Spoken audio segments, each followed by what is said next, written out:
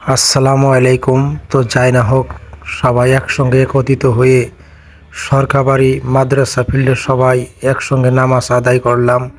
করার পর আজকে প্রায় 3 দিন হয়ে গেল, দেখতে দেখতে 3 দিন চলে গেল, জানি না নেক্সট টাইমে আমরা একসঙ্গে আবার বড় ঈদের নামাজ পড়তে পারি কি না আল্লাহ ভালো জানে।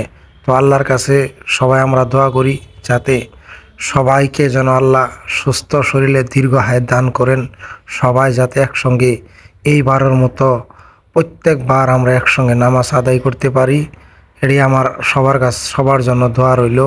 আর বেশি ভিডিওটা ভালো লাগলে সবাই বেশি বেশি করে লাইক কমেন্ট শেয়ার করে অন্য ভাইদেরকে দেখার সুযোগ করে দিবেন ইনশাল্লাহ।